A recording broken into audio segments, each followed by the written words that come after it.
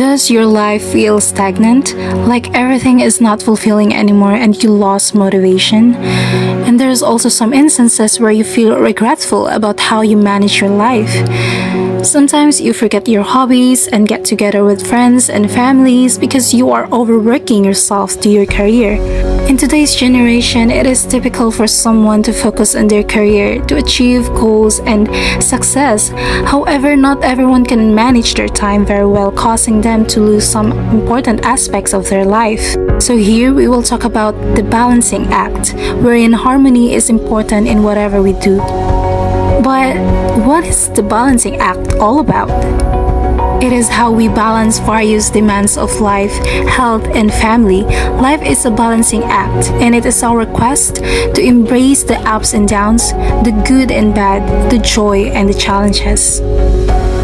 Life is split into many areas, and it can be a tough balancing act trying to find time for everything. Like family, work, fitness, spiritual, and fun. Some of these areas we find more fulfilling and others more challenging. Why is that? Usually because each area has its own tendency to encourage either challenge or pleasure, and we often, without thinking, fall into good and bad habits its areas. It's said that our natural tendency towards either pleasure or achievement plays out most obviously in our leisure activities. For example, on a Saturday morning, some people choose to spend their time mowing the lawn, cleaning car, and ticking off jobs from their to-do list. Others prefer to sit and read a newspaper, drink coffee, and chat with a friend. The same applies to the type of holiday you book: relaxing on an ocean or cycling through mountains. It's important to be aware of your preferences so that you can strike a good overall balance. When your activities are out of balance, then your experience of life richness is diminished.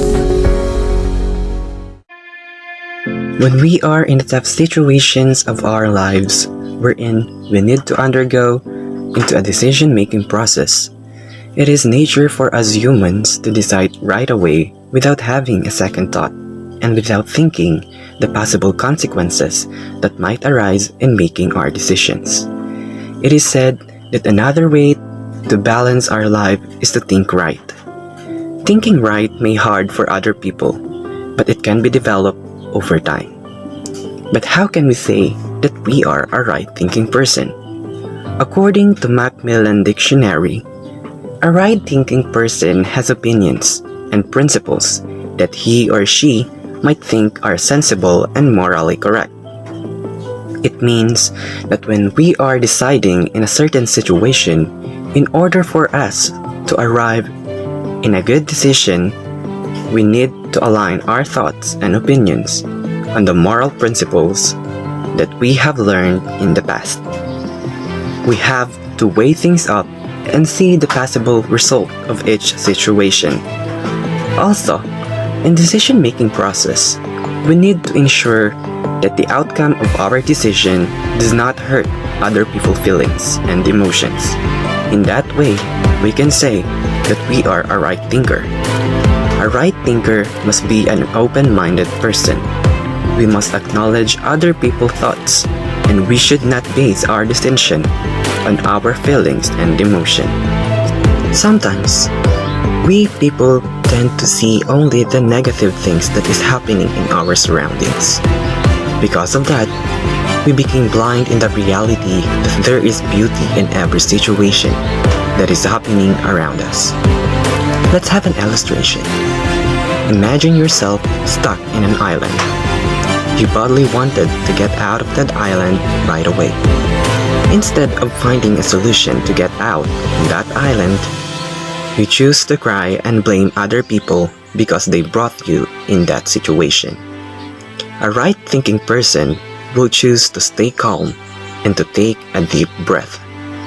After that, he or she will find a way to solve his problem. You cannot make a good decision when your emotions is over your thoughts. We need to balance your emotion and your thoughts. In that way, you can think right and be able to survive. What are the things that you prioritize? Or is it easy to say, what are those things you put your time first? This question should be reflected as we go through this topic. The following are some research studies regarding the changes within the families over time. It was said that family time for the average working couple has shrunk by 22 hours a week since 1970. Also, there's a research saying that family vacations 28% less in 20 years for one Western country, and the outdoor nature activities 50% less communication between parent-child. Besides that, in the past 30 years, families dying together 33% less. Another research study conducted by University of Michigan indicates that children are becoming increasingly disconnected from their parents and their faith community. This survey results only prove that the family bonds are now limited because of other things that most parents prioritize, like work in the office or house. Another sad proof that most children now spend 7 hours watching television. This kind of habit is common nowadays. Instead of giving quality time to their children, they rather give them gadgets to play on so that they can work other stuff. And we know this could lead to worsening the connection within the family. So here, balancing should be practiced. We have 86,400 seconds of each day to bring, and the question is, how can we use it to balance our family life and enhance relationships? You can list down your schedules and prioritize for each day, but don't forget to have your time for the family. This is all about Victoria's story. My dad died when I was 14 and rapidly went on hills. His family total cut us off. My mom, my 4 siblings, and nephews. I turned into self-harm and trap. I pushed people away. I even pushed my mom away. It was hard to get out, but the people of the neighborhood place were there for me. Wasn't even there for myself. I have a better relationship now with my mom. We're beginning to trust each other again. But I had an amazing relationship with my dad. He was always there for me. I have no bad memories of him. He worked hard in construction worker in the soil fields to support us even when he was sick with cancer. He died. I was downward slope, depression, drugs, self-harm. People said, "Oh, you get it over it. It's just a praise. You didn't have it to live long enough to go through real struggle." That made nonsense to me. That as a kid, I could experience things. First generation, high school graduate in my entire family. It's important to prove to myself that I am the better than I am. My grandparents and parents came from nothing, but they are the strongest people I know. Love and support to continue receive from the neighborhood place where everything is all about community. It's all about caring. It's all about the future. If my dad could see me now, he would be really proud of how far I've been came, how far I've been processed. I was helped and I want to help others. A lot of people don't talk about the big question in our lives. How do we live or learn to balance our life? What does it look like to have a happy, successful, and all-around good life? There are people who claim to know the answer to this question, such as people who believe traveling the world is a secret to have a good life, and others think it's by being healthy and exercising or being people who love and care about you. To find a balance in your life, you must need to know and understand first what you want for a job or career and what you want from your life as a whole. You need to find a balance in your practical needs, responsibilities to others, and to yourself as well. Life is pretty crazy with your normal responsibilities.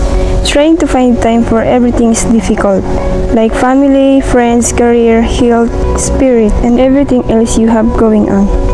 Some of these areas we find more fulfilling and others more challenging. To maintain your balance in life, you should establish your priorities. First is God. Having hope and faith is important. Prayer helps us to find strength for today and hope for our future. Be patient with yourself. Whatever you are going through, God is always with you, guide you, and lead you to the right path. Second is your family. Spend quality time with them. Don't wait until it's too late to make them feel that you love and care for them.